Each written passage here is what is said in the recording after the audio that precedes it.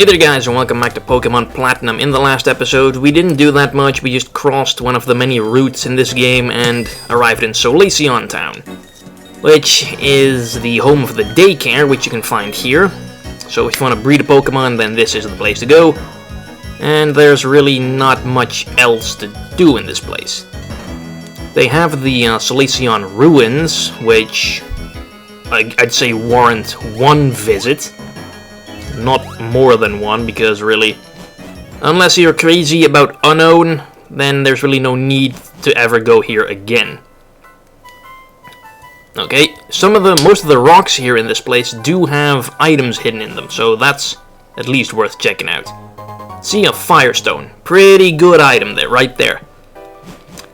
Can you have... well, I guess if you have the Eevee in Hearthome City, then you can evolve it into Flareon right now. Anyway, if you talk to this wall here, you'll see the directions you need to cross through the ruins successfully. And this guy does not want to battle me. I could use help here. Well, I'm not gonna give you any. And what do we have here? Nothing. Okay, top right then. And here we have nothing. Could have sworn there was more in this place. Okay, bottom left then. Trainer guy? Yep, trainer guy. Alright. For everything known, there has to be a meaning. But its significance eludes you because there is no significance to this place. Anyway, he has a Geodude, of course, as if there weren't enough trainer classes that relied on Geodude. Damn it. Level 19 as well. Oh, and that was a misclick. I totally thought Razor Leaf was on that slot. But still, secret power, decent amount of damage, I guess, for a resisted move. Unstabbed, meh base power, not all that bad. Anyway, Razor Leaf, wrap this up. And I love it how even with a rock polish, the Geodude is still not faster than Grotle. Ah well. Another one. Oh joy. We'll just keep going with Grotle. He's on a roll anyway. Razor Leaf. Ah, god damn it, Grotle. Oh, here we go, rock polish again. Because, you know, Geodude is such a fast Pokemon that boosting its speed is definitely worth your time. Oh shit, now it's actually faster. Magnitude is still not gonna do shit though, because Grotle's high defenses and it resists ground moves. So yeah. It was a Magnitude 7 though, so that is a fairly powerful one, I think. You can get... the lowest I've seen Magnitude go is 4, I think. I think it ranges from 4 to 10. Anyway, BRONZOR. Have we seen BRONZOR yet? I think we might have seen one in, like, the episode I caught Gibbling. Anyway, this looks like a jump for a Gabite. BRONZOR, it is a Steel and Psychic type. Very bulky in its defenses, but Dragon Rage does not care about that. What I don't like about fighting BRONZOR and its evolved form Bronzong, though, is that you can never really know what ability they have. Because they have two abilities, Levitate and Heat Proof. Most Pokemon that have Levitate have that as their only ability. So if you see a Gengar, for example, you know that's gonna have Levitate. If you see a BRONZOR, you're gonna have to take a gamble as to whether it has Levitate or Heat Proof. Because Levitate makes it immune to Ground-type moves, removing one of its Steel-type's biggest weaknesses. And Heat Proof makes it not immune, but it takes less damage from fire moves, which are also a Steel type's weakness. So you either have to take a guess, use a ground type move and hope it doesn't have Levitate, or use a fire type move and hope it doesn't have Heat Proof. So that's what I hate about fighting those. And the worst part is, they're actually fairly common. Oh, here we go, an Unown. Those Pokemon they made in Gold and Silver, I have no idea what they were thinking. But the base stats are horrible. All they can learn is freaking Hidden Power, which is a move that varies its base power and type depending on your Pokemon's internal values, which usually means that you're gonna end up with like a 40 base power fighting move or something. Or probably a type that Unown can definitely not make use of. Unown is without a doubt one of the worst Pokemon in the game. It can probably defeat a Magikarp in a battle, but really not much more. Ooh, Thunderstone. So that's a Fire Stone, a Water Stone, and a Thunderstone. If you want to evolve your Eevee, you had better make your ass go over here. Because you can find all the stones you need for that. And are you going to find like a Leaf Stone as well, even though Eevee does not make use of that? That's one thing that I... Ooh, I guess we found the Mother Lode. An odd incense. That's quite odd indeed that you find incense at the bottom of the room and a Mind Plate. And what does it say? The power to defeat giants infuses this plate. Giants? There's no other giants in the Pokemon world. And a Nugget and HM5 Defog, the worst HM ever. What does it say? Friendship, all lives. I can't see that. Lives to create something. I can't really read that well. If you want to read that, just go and pause the video and see if you can figure out what the hell it says. And what if we hear? Nothing. Do I have an escape? Yes, I do have an escape rope, because I'm not walking all the way out of here. Too lazy. Can't be asked. And we're... Oh, I thought it took you back to the Pokemon Center, but this is also fine. Alright, ooh, Pokeball there. Kinda want to get that. I don't know what it is, so I must figure this out. Do we go this way? And at least we can see what's in this house. A cowgirl and some chick who talks about Pokemon natures. Not the most interesting house in town, I bet. Then again, none of the houses in this town are really all that... Oh, no, this wasn't the right path, it seems. Alright, we'll try another then. This one? No. But at least we can still check out this house. A boy and a single mom. Seal case. Oh, okay. I guess that's worth checking out, I guess. Seals. Such a wasted potential, though. Capsule, yada yada yada. You can basically put little stickers on your Pokeballs that make all sorts of crazy effects pop up whenever your Pokemon is sent into battle. It's pretty cool, however, it's kind of stupid because the store where you buy the seals is in the town with the 8th gym. So you're pretty much not gonna use the seals until like really damn late in the game. I think that's a pretty big waste. Especially considering they give you the case for them right now when we only have 3 badges. So that's dumb. I do think they give you a couple seals with the seal box, but there's not all that much you can do with those. Here, ball capsules. Check that one. And of course this all takes place on the bottom screen because you have to move those things around with the stylus on the touchscreen to place them on the Pokeball and everything. We have a Foamy Seal B. Makes little bubbles show up. I guess if you have a whole bunch of those, you could make a pretty cool water Pokemon come out of its Pokeball. And little spiraling hearts.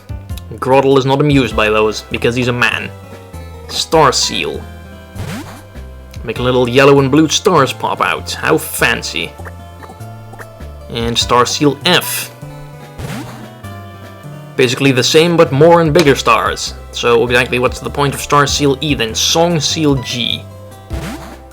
1 music note. Yeah, see, not the best seals in the world. So I'm not gonna do anything with that now. I might do stuff with that later once I actually get to the city with the 8th gym. But we'll cross that bridge when we come to it in like 50 episodes or so. I don't know, I haven't actually recorded up until that point yet. I think the last thing I did on my recordings was beat the 7th gym. So I'm fairly far into the game, I guess. Everyone's nice and level 27. So I guess that's really all there is to do here. Let's get a move on then, to Route 210. And there's a jogger guy, a couple of farmers. How tightly I've bonded with my daughter. Coming from a hillbilly farmer, that does not really sound like a good thing. Also, a Rapidash should not be possible at level 20 freaking 4. Because I'm pretty sure Ponyta doesn't evolve until like level 40. Anyway, Hydro Pump on Rapidash. ballsy as hell leaving Grotle in here, I know, but sometimes you have to take a risk. Kinda surprised that Rotom outspeeds the Rapidash, though. Did not expect that, to be quite honest. Because I think in the anime there was like an episode where they were in a Pokemon race and there was like a Rapidash and they said, oh, Rapidash is the fastest Pokemon there is. And then you look at its base speed and I think it's like 100 or something. It's really not all that good. There's like dozens of Pokemon that are faster than that, so I'm not exactly sure what's up with that. And then you say, oh, maybe those are all Pokemon from the newer generations that are faster, but Rapidash wasn't even the fastest Pokemon in the first generation. I'm pretty sure that was Electrode. Yep, this big racehorse is outsped by a freaking red and white ball. Not exactly sure how that works, not exactly sure I even want to know, but whatever. Come on, get up the hill. Twins. Grotle is fine, I guess. Well, Grotle's a little bit injured. We'll go with Staravia and Rotom. Pretty deadly duo. Yeah, we're gonna battle with lots of Pokemon. Well, that depends on how many Pokemon you have. Probably not all that many. Yeah, that's what I thought. Pikachu and Clefairy. Oh, look, they have seals on them. So that's basically how the seals work. It's not really anything mind-blowing, but I guess it's fancy. Anyway, let's see. Clefairy and Pikachu, not the strongest opposition ever. Let's see how well Clefairy takes this. Clefairy is decently bulky. Might survive this.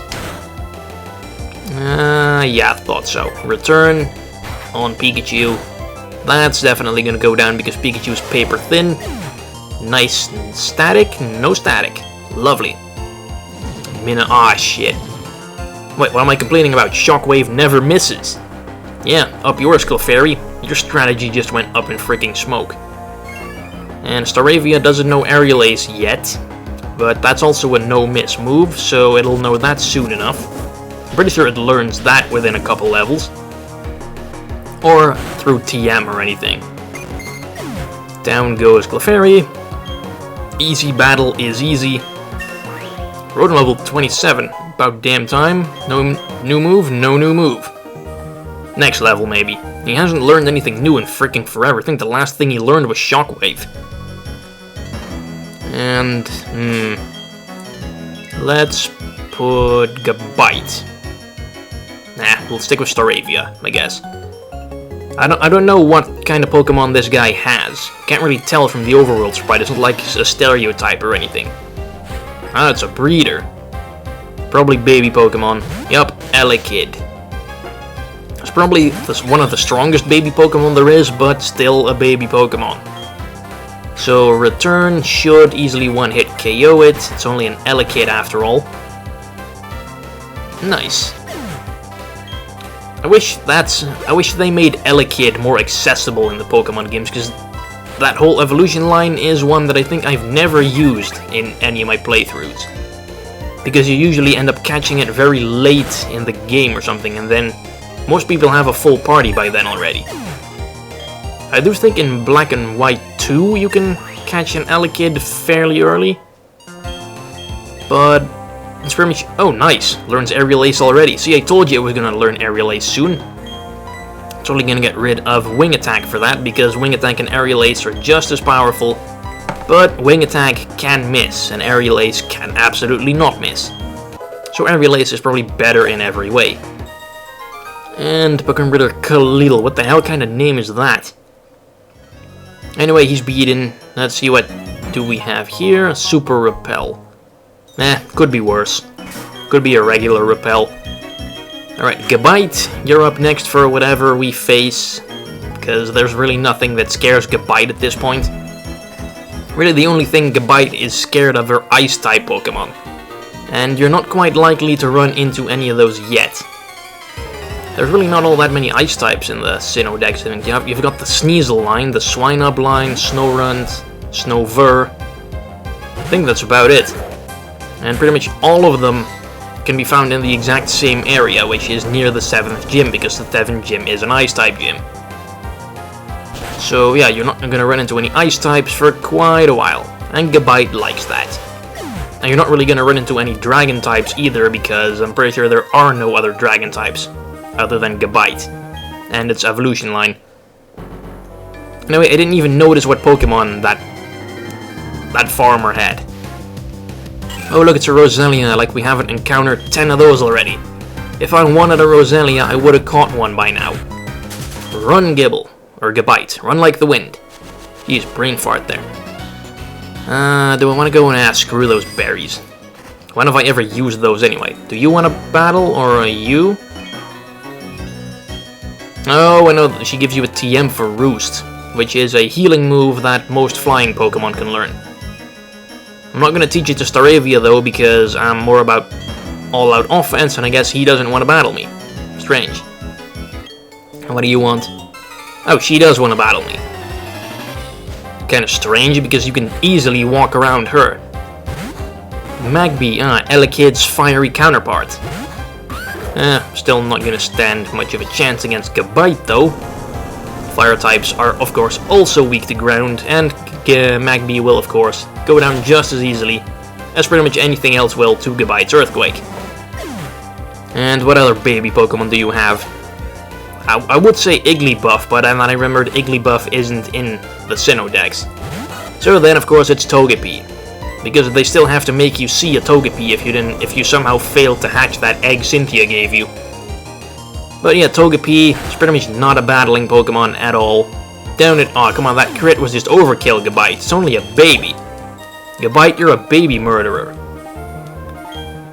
Screw what they said about Cole McGrath eating babies. Gabite eats babies for breakfast. Psyduck, get out of the damn way. They aren't inclined to move at all. They're just like, fuck you, you have to go the long way around. God damn it, Psyduck.